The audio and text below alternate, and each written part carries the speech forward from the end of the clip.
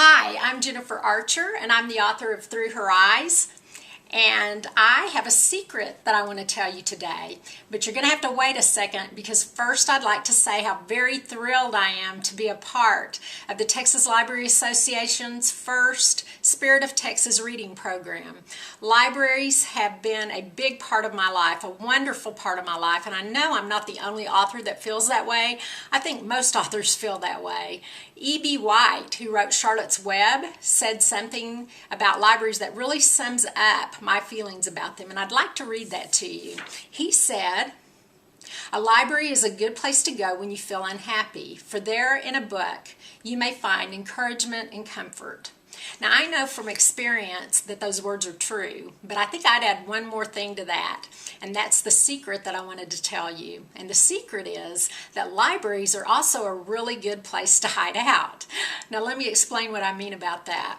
Have you ever been at school and you've been afraid or upset or embarrassed and you just wish that you could run away somewhere and hide?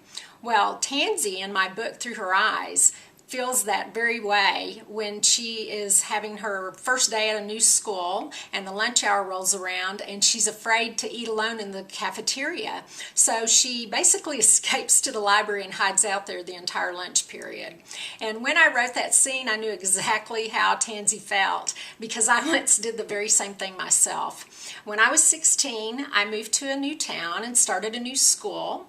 And probably I'd say during the first week I was there, I spent pretty much every lunch period hiding out in the school library. Everything about my new school just felt so very strange, and I felt so out of place, except when I was in the library. When I was there, I felt exactly what E.B. White said. I felt comforted. I felt like that was a familiar place where I could just relax and be myself. In a strange sort of way, I felt surrounded by old friends, and I guess you could say I was, because I'd read many of the books that were on the shelves over the years, and I had come to know those characters in them, and they were sort of like my friends. Now, to this day, I still love libraries. As I grew up, my love for libraries grew with me.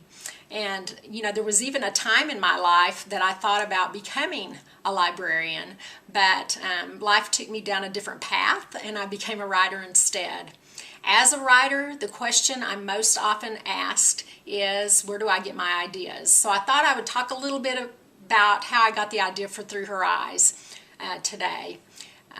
Actually, three, I'm going to call them ingredients, came together to form the idea. And the first ingredient came from my own past.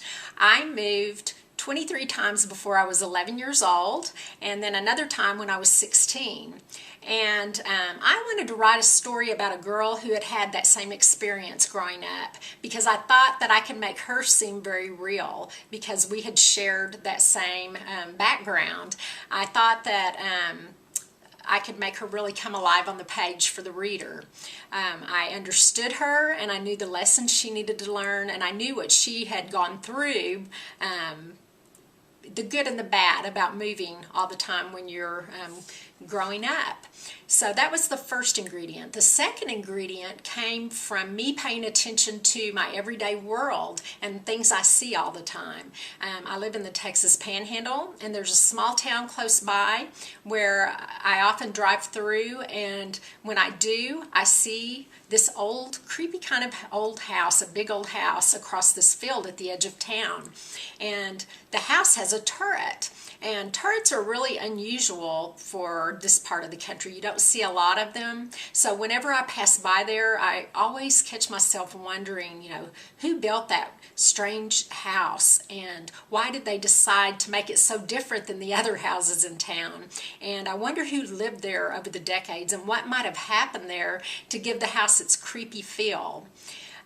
So then the third ingredient that came together with the other two to form the plot line for Through Her Eyes stemmed from my interest that I've always had in old photographs. I really enjoy looking at pictures from when my parents were young, from when my grandparents were young, and even pictures from before my grandparents were born, from long ago.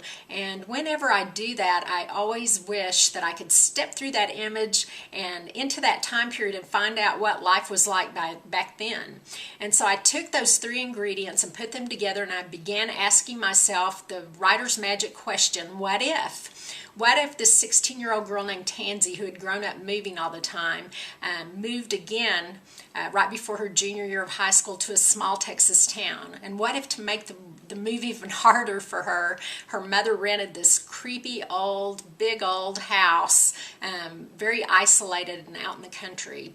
And what if Tansy discovered through neighbors that the house is supposedly haunted by a boy who lived there in the 1930s? And then what if Tansy also found out that he was rumored to have died under mysterious circumstances when he was around her same age? And what if in the cellar of that house she found a poetry notebook, and she thinks he wrote the poems, and because she's so lonely, she connects with him through his words?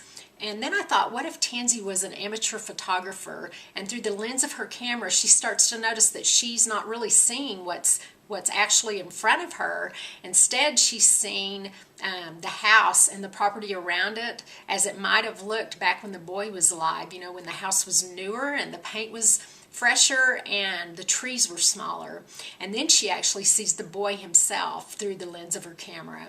And so I thought, what if she took those pictures, and what if she developed them, and then by accident discovered that she was actually able to step through those images and into his world, and while she was there she was able to get to know him and find out what his story was and how he actually died, and what the message is that he wants to get through to the living. So I hope that explains a little bit about at least one way that authors can get ideas and take them and form them into a story, and how you can do the same thing. And I also hope that sometime soon I can meet some of you, either by Skype or in your classrooms, or that we might be able to hide out together in the library and talk about books and reading and your what ifs. So I hope to meet some of you soon. Bye-bye.